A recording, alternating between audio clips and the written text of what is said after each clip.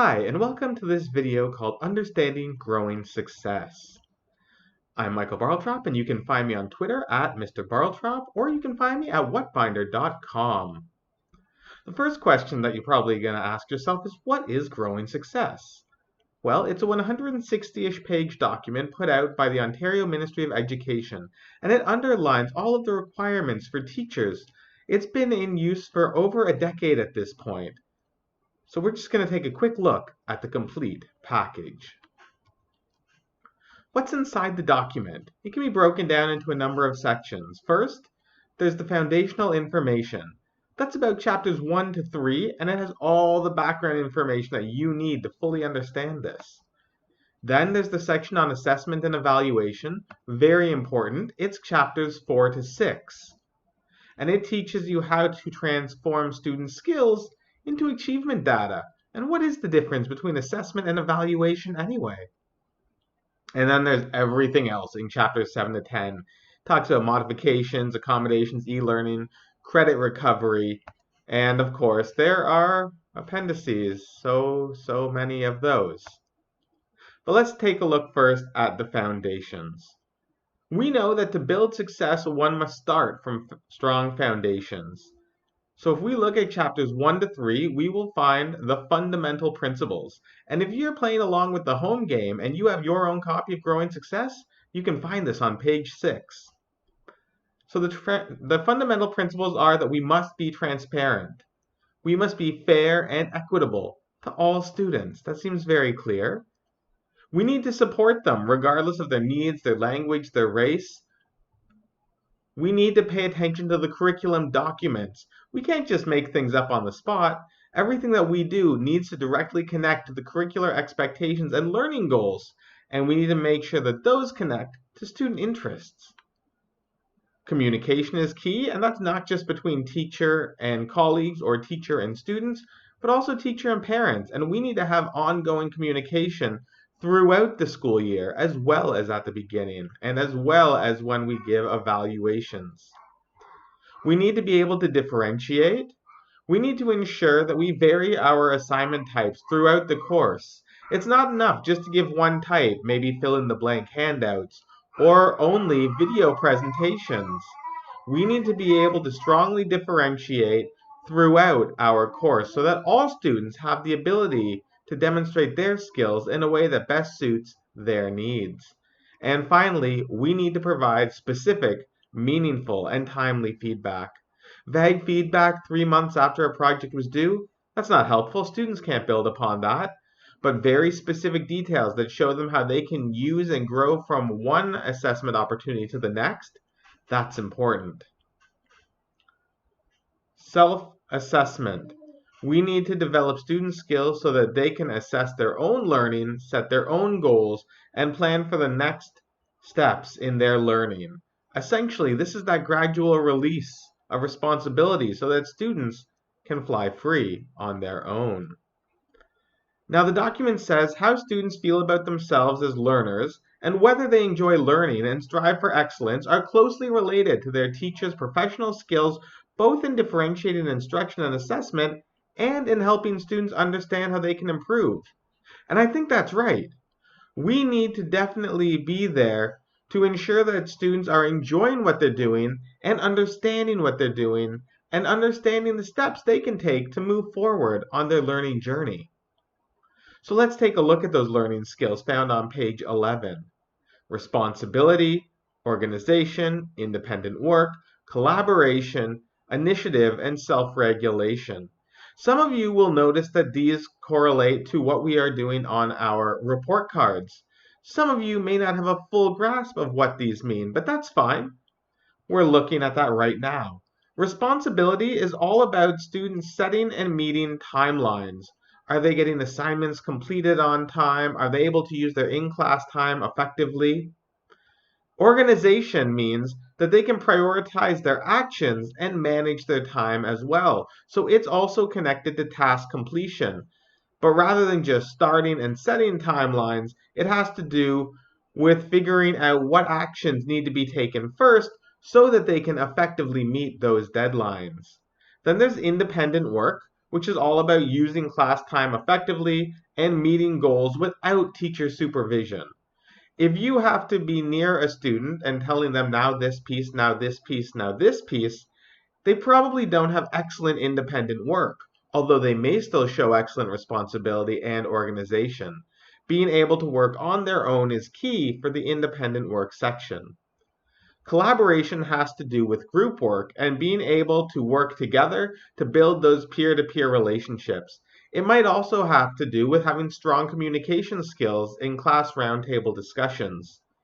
Initiatives means looking at those new opportunities, the new assessments that are put before them, and thinking, yes, I can do this, I'm excited to do this, and I am going to do this. All at the same time, saying to their teacher, might it not be stronger if we did this instead? Might it be more effective if we took this approach? Being able to take that initiative to set up their own learning is key. And finally, we have self-regulation. That's whenever there are concerns, the student seeks clarification. They don't wait for questions to come to them. They are leaders in the classroom community, showing that it's okay to say, I don't know. And that at the end of the day, it might just be because the teacher didn't explain it very well. Getting across that idea that if you have a question, 3 other silent people in the class probably also have that question. And once they've asked and had those pieces clarified, they're willing to move forward and face those new challenges. Now, these expectations are designed to help students develop a positive sense of self, use coping and management skills, monitor their own progress, develop and maintain healthy relationships, and use critical and creative thinking processes as they set goals, make decisions, and solve problems. So it's all about setting them on a path for success so that they can work independently and be able to deal with whatever comes their way. We know that things are broken down into levels 1, 2, 3, and 4. What does that mean? Levels 1, 2, 3, and 4. Well, level 1, students must show a lot of improvement to be successful in the next grade level. So even though they might not be at grade standards, they might still get level 1, but it will require a lot of improvement between courses to show that success in the next grade level. At level 2, it means that students have identified learning gaps and need to work on them to succeed at the next grade level. So they've managed to do most pieces and they understand what's missing. Level 3 is demonstrating the skills that allows them to be successful in the next grade level. So again, consider that all of these levels aren't necessarily talking about success where they are. It's about the ability for success where they are going. And level 4, they strongly demonstrate the overall curricular expectations of the course. They show a strong mastery. This is the difference between levels 1, 2, 3, and 4. We're going to take that forward when we look at assessment.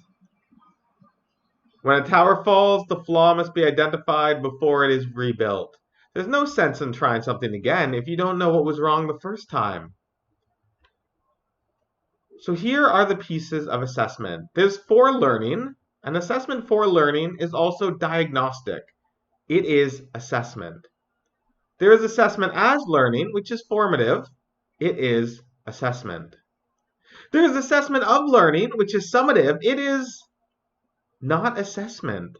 Assessment of learning is actually evaluation, and I feel this is one of the biggest concerns and causes for confusion, is that the documents don't lay out what assessment and evaluation are because they merge them together. Assessment is when you look at students' work and you give them feedback on it. Evaluation is when you give them feedback, but you also translate their work to something measurable, like a grade on the report card. So, assessment for learning, teachers will look for evidence to discover what skill gaps exist and help them with their course planning to make sure all the unique skills gaps in their class are met. Assessment as learning is ongoing assessment throughout the year to help students identify their own skills and gaps for their own self-planning needs. This is a lot of the pieces of descriptive feedback that you will be giving students on an ongoing basis.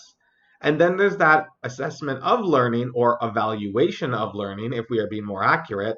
and it informs students of their current progress towards the overall expectations, which again is their marks.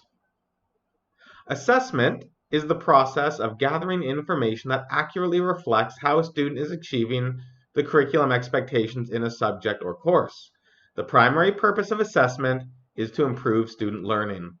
So again, this is the ongoing piece that continuously happens so that students can perfect their skills before they are evaluated. Effective assessment integrates assessment within the learning structures. It gathers information throughout the class, maybe through point form notes that can then be later communicated to students, or through images that represent what they're doing. We use assessments to inform our planning as educators because we've identified what gaps exist and we now know what we need to do in order to target those gaps. And we can analyze and interpret evidence.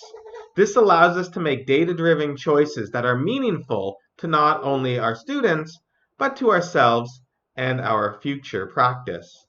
It also gives specific feedback, and it accepts specific feedback from students, giving an opportunity for students to provide their own feedback about what they think worked and didn't work is a key part to effective assessment.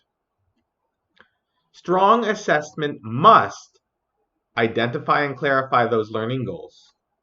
Students need to know exactly what they're working on by showing curricular expectations. It must create effective classroom discussions. Students must be able to talk about things, interact with each other, otherwise it's not meaningful if they're just going it alone in a vacuum. It must provide feedback to help learners move forward. Again, if it's just a one and done opportunity, some steps were missed. Students shouldn't be evaluated the first time they see something new. That's why when teachers are going to be evaluated, they're given a lot of time to practice ahead of time, choose their pieces, be provided with feedback, and have discussions. It must direct students to learn from each other because we know that collaborative education is a very strong way. Teacher-driven assessment is one thing, but student-driven allows them to take agency and ownership over their own education. And it must empower students to do their own learning. Once again, we see that all of our work is towards students not really needing us anymore. It's all about making them independent learners, and this will allow them to work on strong project-based pieces that fit their own needs and learning styles. Assessment for learning and assessment as learning requires that students and teachers share a common understanding of what constitutes success in learning. When planning assessment and instructions, teachers must identify the criteria they will use to assess student learning, as well as what evidence of learning students will provide to demonstrate their knowledge and skills. Basically, students need to know what they're doing and why they're doing it. The rubrics you show should show curriculum expectations. By putting that in there, students will know why they are doing this activity, and they will understand how to demonstrate this learning because it's not vague. It's made through very specific connections with all of the material that underlines their course. So how do we gather information? What are some effective methods of doing that? Well, designing differentiated tasks, where one student can show something orally, another can do it through written, another can do it through a visual demonstration. Observing students during class, paying attention during those quiet moments to who's working on what are the side conversations, and what are some of the teacher-to-student discussions that happen. Posing questions for explicit thinking. Whenever you ask a question to the students, that's an assessment opportunity. Even though it's informal and it may not directly result in a mark on their report card right then and there, that is effective information gathering opportunities. And encouraging students to articulate their thinking through small group discussions. Once again, when students are talking amongst themselves, teachers can move around the room and gain valuable information from all of those little discussions that are going on. And this can also be informal discussions that are happening as well. Maybe you didn't say it was discussion time and they just decided to start clarifying things on their own. The conversations being held at those moments are powerful moments for for your information gathering. Descriptive feedback helps students learn by providing them with precise information about what they are doing well, what needs improvement, and what specific steps they can take to improve. Again, that feedback needs to not only say this is what happened well, but here's how you can move forward. Even if it was almost perfect, you can give that one more step to help them take that next piece a little bit higher. Now we look at evaluation. This is where things get different because evaluation refers to the process of judging the quality of student learning on the basis of established performance standards and assigning a value to represent that quality. In other words, we're marking them. So evidence for evaluations can come from tests, exams, essays, projects, rich performance tasks, but they may not include homework or collective group marks or peer marks. Evaluations, things that go on the report card, have to be from the educator, the teacher. They are the ones with the responsibility. And they can do that from tests and exams and essays. But rich performance tasks and projects are the most effective ways and the easiest ways to differentiate. But once again, the important thing is that marks, they can't come from homework. If you are having a group presentation, you have to make sure you know who worked on what and who was responsible for which parts, because marks can only relate to their individual pieces. You can't give one group a holistic mark, and no peer marking opportunities can go on report cards. Students can evaluate each other, but you can't use that evaluation for your marks. Speaking of that, where do report card grades come from anyway? Well, let's talk about assessments to evaluations to report cards. Teachers need to consider all evidence collected informally and consider the evidence of all the tests, exams, assignments, evaluation, as well as the number of tests, exams, or assignments that were not completed or submitted, and the evidence of achievement that is available for each overall expectation for a subject. Teachers will use their professional judgment to determine the student's report card grade. Doesn't that sound great? You don't have to have this assignment is worth 5%, this assignment is worth 20%. In fact, you can't have that. You can't have your assignments already percentaged out at the beginning because we need to be considering all evidence, both formal and informally collected. Now, you may have heard that you can't give zeros. That's not necessarily true either, because this says that you need to factor in the number of tests and exams or assignments that were not completed or submitted. Once again, because assignments aren't worth 10%, missing that one test doesn't mean an automatic 0 on 10%, but it doesn't mean that there's no consequence for not having done that either. You need to take a look at how many assignments targeted the different overall expectations, because that's where grades come from. Perhaps you have 3 or 4 for each piece. Now, if they didn't do any of the assignments that targeted that one expectation, it's going to be hard to give them a mark for that expectation. But if they did demonstrate some learning there, then you can use a grade for that overall expectation. But again, remember, professional judgment is baked right into growing success. It understands that marks, evaluations, report card grades need to be considering the overall course, not just 1 or 2 pieces. And where there are holes in the official evaluations, that's where we can fill them with all of that informally gathered and collected evidence. We use levels, but levels are grades. Growing Success says levels are grades. This is how they're broken down. It makes a lot of sense. Some people like to throw in 4++ to indicate 100 so students know that they've achieved perfection. There's personal preference there. But again, if students are wondering what levels mean, you can show them this slide, which comes directly from Growing Success, and it breaks all of that down. But what about, those plagiarisms and late and missed assignments? Now, I said that they do get to count, so let's take a look at plagiarism on page 42. It's all about students understanding that they're responsible for providing the evidence of their learning, and that there are consequences for cheating and plagiarizing, not completing work, submitting late work. But those policies are going to reflect a continuum of behavioral and academic responses and consequences. And in doing so, you need to take into consideration the following 4 factors. The grade level of the student. There's a difference between a grade 9 student who hasn't learned how to properly embed quotations, copying and pasting, and a grade 12 university student doing the same thing. The maturity of the student. Once again, professional judgment, understanding who they are and taking into account them as a person, not just seeing them as a number. And the number and frequency of incidents.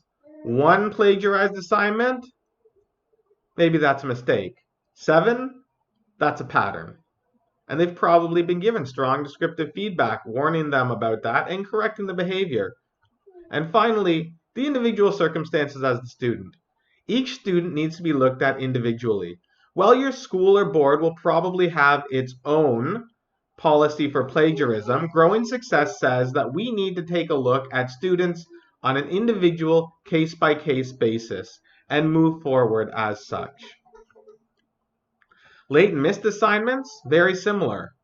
Some teachers and parents believe that there should be clear boundaries on student behavior and known consequences for not submitting them or submitting them late. Many experts discourage deducting marks or giving zeros, arguing that these measures do not make students change their behaviors or help them succeed in the long run.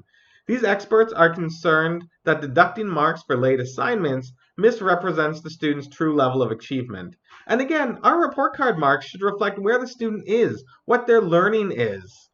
If they know something perfectly in November, but didn't know it in September, why should their performance in September matter? Because who they are now is what their overall grade should be aiming towards. The professional judgment of a teacher acting within policies and guidelines established by the ministry and board is critical in determining the strategy that will most benefit students. Again, case by case, looking at individual circumstances. Now, what does it mean to modify? Well, what is necessary for some is good for all.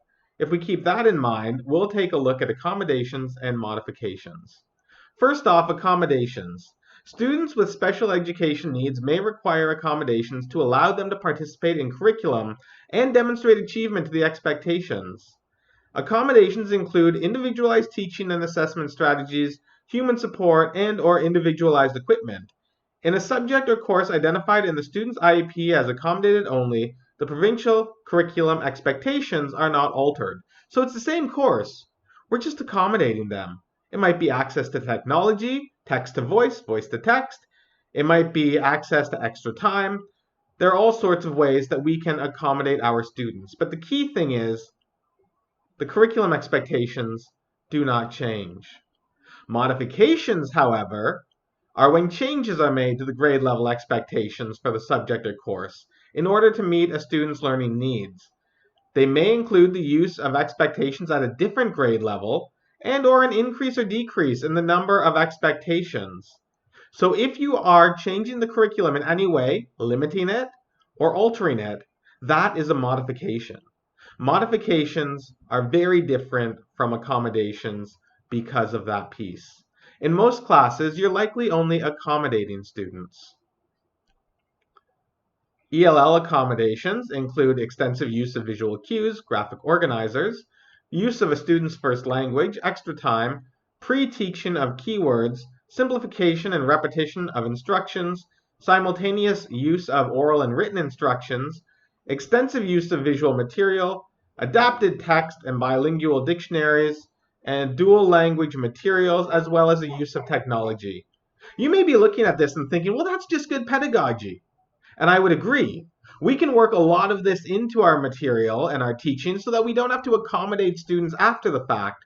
We can build this in as a universal design for learning piece and make sure that all students are accommodated because, again, what's necessary for some is going to be good for all. How would pre-teaching not impact everyone in a positive way? How would having oral and written instructions not be positive for students that are more effective orally or through written? We need to make sure that we are presenting students with the tools they need to succeed. So these accommodations are essentially just strong pedagogy and the basis of universal design for learning.